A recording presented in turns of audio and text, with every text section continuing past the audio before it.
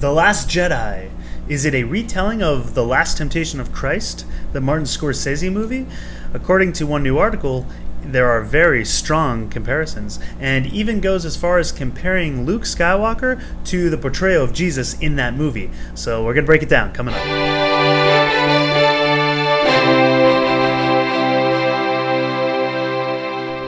The Last Temptation of Skywalker. We have seen over the last few months quite a few explanations and reasons why The Last Jedi hasn't done well with audiences, and why Solo's box office numbers were declining. Everything from fan fatigue, to bad marketing campaign, to the movie not opening in December, to the fans being racist and bigoted. The list goes on and on. But now there's a new reason why you might not have liked The Last Jedi, and it deals with Luke Skywalker and compares him to Jesus, at least a take on Jesus from Martin Scorsese's movie The Last Temptation of Christ. So in the movie The Last Temptation of Christ, Martin Scorsese takes the character of Jesus and does a retelling of the biblical story, the biblical narrative of Jesus. He makes him more humanized. The Jesus in The Last Temptation has more of a struggle with who he is, with his destiny. He's not really as confident. He's not really sure. He's kind of like winging it. He's not really sure he can go through with the destiny of having to sacrifice himself on the cross.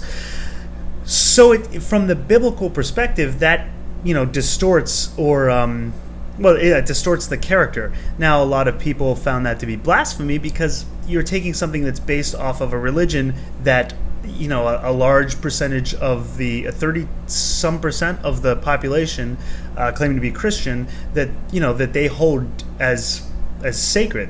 Now, I get what the author is saying here, because he's kind of comparing the way that Luke is viewed that Luke was handled in The Last Jedi as a perversion of the original movies, the original trilogy, in the same way that Jesus in The Last Temptation of Christ is a perverted version of the Jesus of the Bible. So I get where he's making these comparisons. I understand what he's trying to do and where he's kind of going with the article. So the author compares Jesus from The Last Temptation to Luke in The Last Jedi by saying that they are both characters who were trying to escape their destiny. They were both fearful, humanized characters. And while this is true, the Jesus in The Last Temptation he was a positive force. He still preached his message. He still gave his sermons. Unlike Luke, who had given up. He was so depressed that he just wanted to go to this island alone and die. You don't see that even with the Jesus in Last Temptation. You don't see that kind of character. So there's a discrepancy there. If anything, I would say that Luke in the original trilogy would be maybe more in line with the character of Jesus in The Last Temptation of Christ. Which again, it's like that's already his character arc. I've said this in other videos. So why would you regress him to a former version of himself 30 years later? He's already, like, his tempting moment is when he gives into the dark side, and he stops himself. In the same way that in Last Temptation, Jesus' tempting moment is to not sacrifice himself on the cross, but of course he goes through with it. So that determines that's the change in the character. In the article, the author says Luke's arc follows a similar trajectory to that of Jesus in Last Temptation, where he's given into his last temptation and has removed himself to quiet isolation, letting others fight his battles for him. Hadn't he given the galaxy enough? What more could he give? He's done his good. For Luke, this temptation to live a life of non-violent peace in hopes of breaking the cycle of violence the Jedi seem destined to participate in. Now, that's not exactly the accurate depiction of Luke in The Last Jedi. He removed himself to isolation, but it was to die, just to, leave himself, die.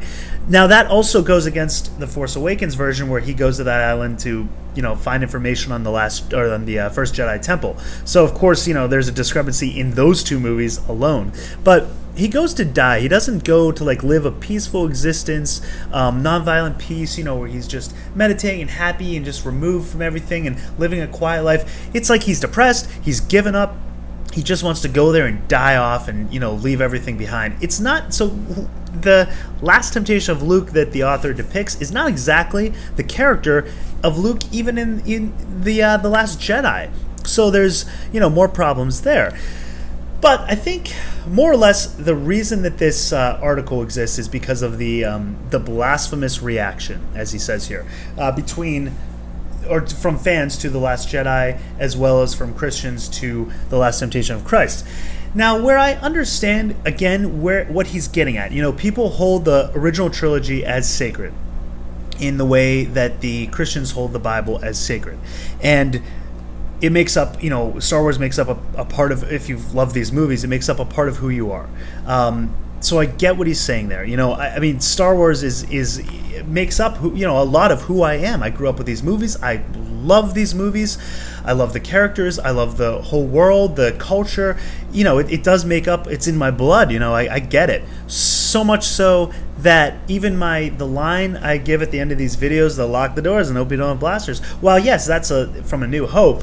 That line is actually, it means more to me. That's something that I would say with my roommate in college. When we were in college and leaving our dorm room, one of us would say, did you grab the keys? And then, say, yeah, it's all right, let's get out of here. And then, on cue, one of us would say, lock the doors, and the other one would just come back with, and hope they don't have blasters. Just like, it was back and forth, like every time we left. It was that kind of, so it makes up who you are, your culture, how you speak. It's very important. I get it. It's different than taking something that is believed by 30-some% of the population of the world to be actual events that directly determine their eternal existence.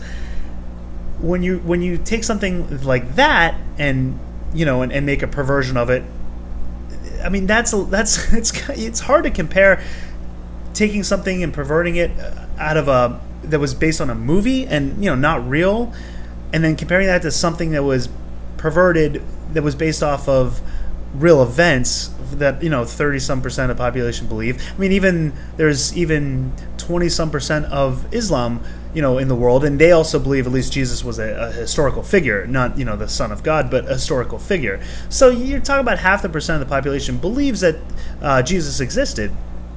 And then you just can't compare something like that to, something that was based off movies. It's a real big stretch, I feel, to compare those things. So where I get what he's trying to say and where he's going with it, it's not exactly a fair comparison.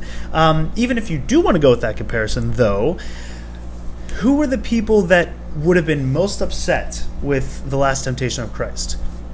It would have been the Christians, the true believers. Would be the ones who would be the most upset. Who would be at the same time? Who would be the people that would be most upset with The Last Jedi? I'll let you make that connection.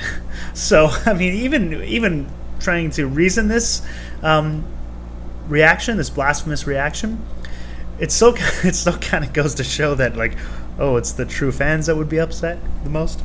Anyway, so it's just an article that came out, and it was going around Twitter, and I kept seeing it pop up, so I thought I'd read it, and where I get where he's coming from, I just kind of disagree with trying to compare the two, because I don't think it's an equal. I could compare any character in any movie that is they get a veteran, a mentor, an old mentor, and they, the young guys go up to him and say, hey, we need you back for this job, and he's like, no, I'm done with that life, I've done with that, I've had that, I'm living in peace now, and they talk him into it. He's like, all right, one more job. There's a million movies like that, and that would be a better comparison to Luke in The Last Jedi than comparing him to Jesus in The Last Temptation of Christ.